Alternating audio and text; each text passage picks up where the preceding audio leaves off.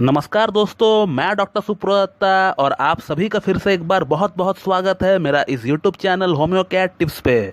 दोस्तों, आज हम लोग होम्योपैथी की एक बहुत ही फंटास्टिक रेमेडी के बारे में जानने वाले हैं, जिस दवा का नाम है जेल्सिमियम, जिसका पूरा नाम है जेल्सिमियम सिम्परविरेंस या इसे योलो जैस्मिन भी कहा जाता है। और आज मैं जेल्सिमियम का लेक्चर एक केस की माध्यम से शुरू करने वाला हूँ, ताकि आप लोगों को जेल्सिमियम को समझने में सुविधा हो। तो ये केस है एक 68 ईयर्स ओल्ड लेडी का, जो कि हमारे क्लिनिक पे लास्ट वीक पे आया था। इनको हाइपरटेंशन और डायबिटीज काफी सालों से है, जिसके लिए वो एलोपैथिक गोलियां खा रही है। अब इस लेडी का कुछ दिनों से अपना बॉडी का राइट साइड में, यानी राइट साइड का हाथ, पैर, फिंगर, स्टमक, दाहिने साइड का गला, चेस्ट, हर जगह पूरी बॉडी का राइट साइड में जो है एक अजीब तरह की नमनेस सी इनको जो है फील हुआ करता है। एक अजीब तरह की इनको झुनझुनी सी फील हुआ करता है, और हम लोग इसे सेमी पैरालिसिस भी टर्म कर सकते हैं। और साथ में dullness, weakness, drowsiness patient feel कर रहा था।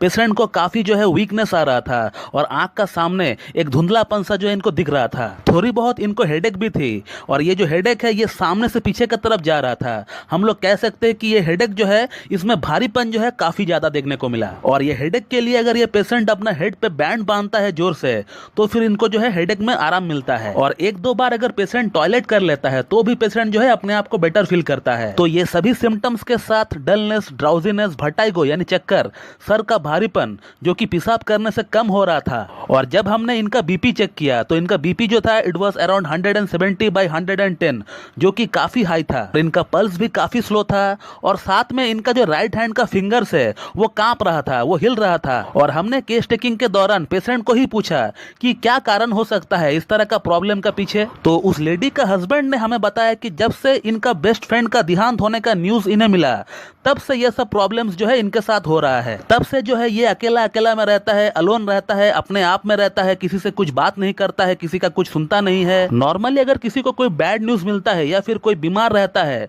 तो वो चाहता है कि उसके साथ में कोई रहे सहारा देने के लिए। लेकिन यहाँ पर उल्टा हो रहा है। और पानी की प्यास की अगर बात करें, तो सी हैड नो थर्स्ट, बिल्कुल भी इनको प्यास नहीं था। तो ये जो एंटायर सिनेरियो है, ये जेल्सिमियम का क्लासिकल ड्रग पिक्चर होता है दोस्तों। और इस केस में हम लोगों ने जेल्सिमियम को 0/1 से शुरू किया, सुबह, दोपहर, शाम, और हर दिन जेल्सिमियम का पोटेंसी को बढ़ाते गए। और सिर्फ 3 दिन में ही जो है पेशेंट जो है पूरी तरह सेटल हो गया। बॉडी का राइट साइड में जो नमनेस, झुनझुनी था, साथ में जो हेडेक था, वो पूरी तरह गायब हो गया। एकदम सिग्निफिकेंट इंप्रूवमेंट हम लोग कह सकते हैं इस केस में हमें देखने को मिला जेल्सिमियम से। तो ये है जेल्सिमियम। जेल्सिमियम का जो हेडेक होता है वो बैंड लाइक सेंसेशन होता है, सामने से पीछे की तरफ जाता है। बहुत ज्यादा हेडेक होता है ऐसा नहीं। जेल्सिमियम का जो हेडेक होता है वो बहुत ज्यादा नहीं होता है, उसमें एक भारीपन सा रहता है। ऐसा हेडेक हमें खास तौर से तब देखने को मिलता है जब किसी पेशेंट का बीपी बढ़ता है, और इसे हम लोग जेल्सिमियम का रबर बैंड हेडेक बोलते हैं। हालांकि इस तरह की हेडेक जो है कार्बोलिक एसिड में भी देखने को मिलता है। दोस्तों, जेल्सिमियम का जो पेशेंट होता है, इन्हें छोटी छोटी बातों पर रोना आता है। बैड न्यूज से किसी का देहांत हो गया हो, चाहे वो दूर का ही कोई रिश्तेदार क्यों ना हो। जैसे कि इस केस में हमने देखा कि एक दोस्त का देहांत का न्यूज मिलने से पेशेंट जो है पैरालिसिस तक हो गया। तो ऐसा होता है जेल्सिमियम का पेशेंट दोस्तों। जेल्सिमियम उन लोगों के लिए भी बहुत ज्यादा इंडिकेटेड रहता है, जो लोग जो है एक बात को अपना दिमाग में घुसा लेते हैं, और उस बात से, उस सोच से अपना दिमाग को अपने आप को बाहर निकाल ही नहीं पाते हैं। और उस बात से, उस सोच से अपना दिमाग को अपने आप को बाहर निकाल, और उसके बाद उस थॉट से बहुत तकलीफ भी होता है, एग्जॉर्शन होता है, रात को नींद नहीं आती है।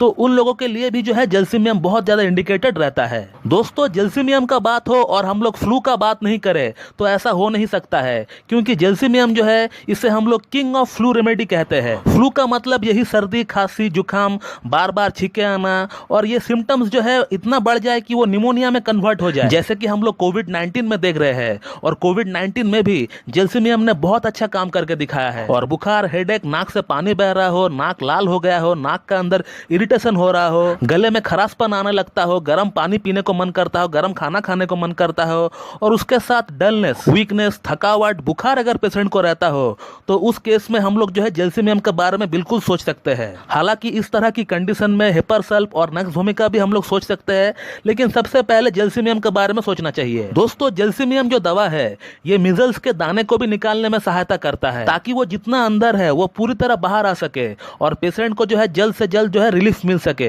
दोस्तों, जब किसी बच्चे का छोटी उम्र में ही बड़ी नंबर का चश्मा लग गया हो और वो माँ बाप सोचता है कि कैसे अपना बच्चों का चश्मा से छुटकारा दिला सके, तो वहां भी हम लोग जो है जेल्सिमियम के बारे में सोच सकते हैं। इनफैक्ट अगर बड़ों में भी अगर बार बार जो है चश्मा का नंबर बदल रहा है तो फिर उस केस में भी हम लोग बड़ों के केस में भी जो है जेल्सिमियम के बारे में सोच सकते हैं। दोस्तों, जेल्सिमियम नाइटफॉल या स्पर्मेटोरिया में भी काम आती है।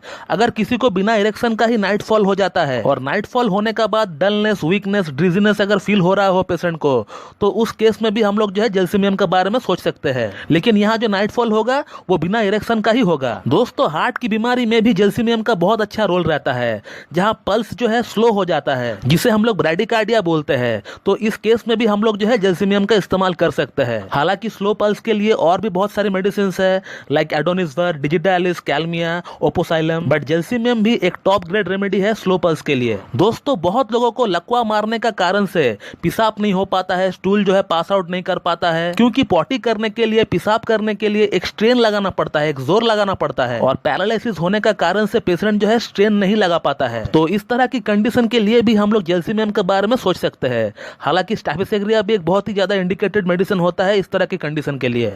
तो दोस्तों, ये था एक शॉर्ट वीडियो अबाउट जेल्सिमियम, और मैं उम्मीद करता हूं कि आप लोगों को मेरा ये वीडियो पसंद आएगी और मेरा ये जो वीडियो है आप लोगों के लिए लाभकारी साबित होगी। और इसी तरह मुझसे जुड़े रहने के लिए मेरा YouTube channel homeo cat tips को लाइक करें, शेयर कर, सब्सक्राइब करें और बेल आइकन को दबाना बिल्कुल भी ना भूलें दोस्तों। So thank you very much and have a good day.